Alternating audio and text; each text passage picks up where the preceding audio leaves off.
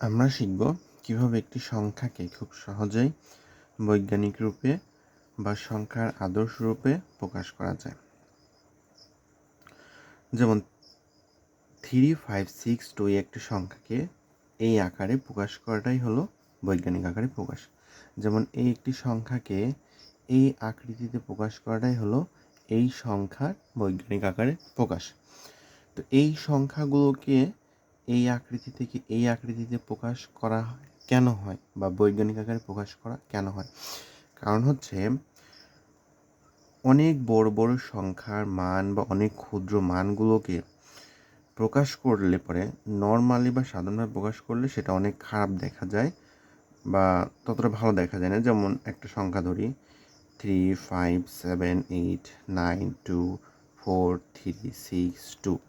এখন কোনো জিনিসের মান যদি এই পরিমাণ সংখ্যা আসে তাহলে সেটা মুখে বলা বা প্রকাশ করাটাও খারাপ দেখা যায়। কিন্তু এই সংখ্যাটাকে আমরা যদি এইভাবে প্রকাশ করি 3, 5, 1, 2, 3, 4, 5, 6, 7, 8, 9 গুণন 10⁻⁹, অর্থাৎ এত বড় সংখ্যাটাকে আমরা যদি বৈজ্ঞানিক আকারে প্রকাশ করি তাহলে সংখ্যাটি বলাও সহজ এবং দেখতেও সুন্দর হয়।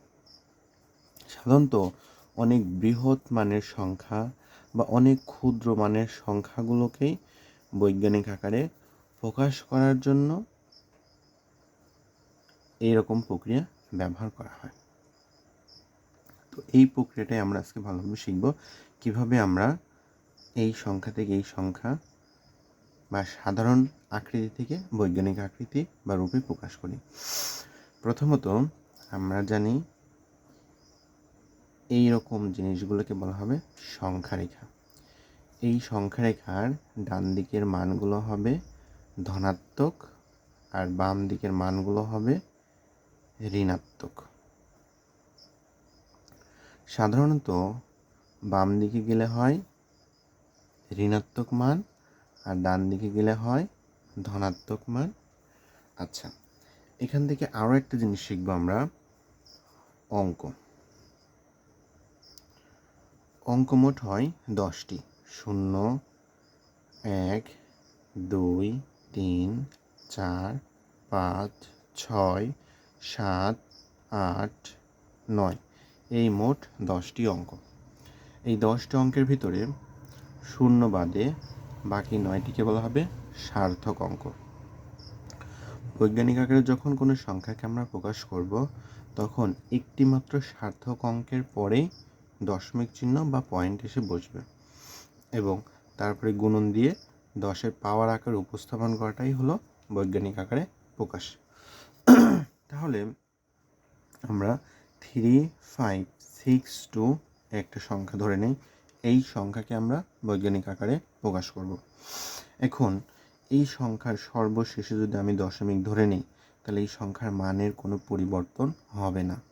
তাহলে এই সংখ্যাটাকে আমরা বৈজ্ঞানিক আকারে প্রকাশ করি। তাহলে কথা হচ্ছে সার্থক একটি অঙ্কের পরে এসে দশমিক বসবে। সার্থক একটি অঙ্ক প্রথমে 3 আছে, তারপরেই দশমিক আসবে। সার্থক একটি অঙ্কের পরে দশমিক দিলাম। এখন 5, 6, 2 গুণন 10⁻⁴। এখন দশমিক ছিল এখানে, আসলো কোনখানে?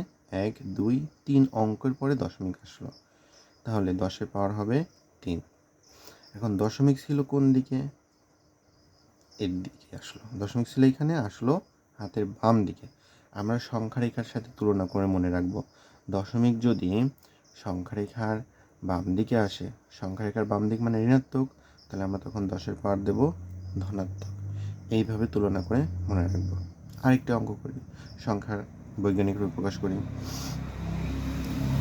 4, 3, 5, 6, 2, 8, 9.25 সংখ্যাটি এরকম আছে। এই সংখ্যাটাকে আমরা বৈজ্ঞানিক আকারে প্রকাশ করব।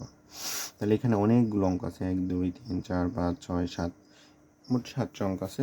তাহলে আমাদের বৈজ্ঞানিক আকারে প্রকাশ করার নিয়ম হচ্ছে একটি মাত্র সার্থক অঙ্কের পরে দশমিক বসবে। প্রথম সার্থক অঙ্ক 4, তারপরে গিয়ে দশমিক বসবে, তারপরে বাদ বাকি অঙ্কগুলো উঠাবো। 3, 5, 6 এই পর্যন্ত উঠালেই হবে 10 টু দি পাওয়ার, তাহলে কয় অঙ্ক পরে দশমিক আসলো?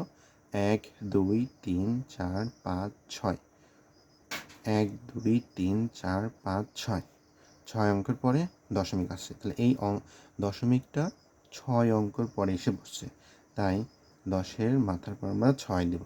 তাহলে এই দশমিকটা কোন দিকে আসছে? সংখ্যা রেখার বাম দিকে, বাম দিকে মানে সংখ্যা রেখার ঋণাত্মক, আমরা 10-এর পর তখন দেব ধনাত্মক। আরেকটি সংখ্যা দেখি, 0.3642, এই সংখ্যাটাকে আমরা বৈজ্ঞানিক রূপে প্রকাশ করব। এই ক্ষেত্রে নিয়মটি কীরকম? আমাদের সর্বদাই নিয়ম সার্থক একটি অঙ্কের পরে গিয়ে দশমিক বসবে, তাহলে 3-এর পরে দশমিক বসলো 642 গুণন 10 টু দি পাওয়ার কয় অঙ্কের পরে গিয়ে পয়েন্ট বসছে? 1 অঙ্কের পরে গিয়ে, তাই 10-এর পর হবে 1।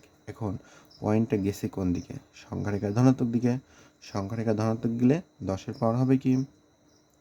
ঋণাত্মক, এটা মনে রাখতে হবে।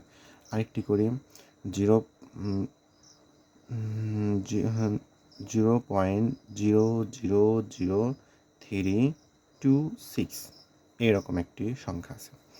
তো এই সংখ্যাটাকে বৈজ্ঞানিক আকারে প্রকাশ করব কিভাবে? তাহলে এই দশমিকটা আসবে একটি অঙ্ক পরে, একটি মাত্র সার্থক অঙ্কের পরে, 3.26 গুণন 10 টু দি পাওয়ার 1, 2, 3, 4, 5, 5 অঙ্ক পর গেছে, তাই 10-এর পাওয়ার 5। এখন দশমিকটা কোন দিকে গেছে? সংখ্যা রেখার ডান দিকে বা ধনাত্মক দিকে, তাহলে 10-এর পাওয়ার তার বিপরীত চিহ্ন হবে মাইনাস। এইভাবে একটি সংখ্যাকে বৈজ্ঞানিক আকারে বা সংখ্যার আদর্শ রূপে প্রকাশ করা হয়। আর বৈজ্ঞানিক বা আদর্শ রূপে প্রকাশ করার মূল কারণ হচ্ছে অনেক বড় বা অনেক ক্ষুদ্র মানগুলোকে এই আকৃতিতে প্রকাশ করলে পরে সংখ্যাটি দেখতে অনেক সুন্দর হয়। বৈজ্ঞানিক আকারে প্রকাশ করার ক্ষেত্রে সাধারণ নিয়ম হচ্ছে a গুণন 10 টু দি পাওয়ার n, এইটা হচ্ছে বৈজ্ঞানিক আকারে প্রকাশ করার সাধারণ নিয়ম। বৈজ্ঞানিক আকারে প্রকাশ করার সাধারণ নিয়ম a গুণন 10 টু দি পাওয়ার a, যেখানে a একটি সার্থক অঙ্ক এবং n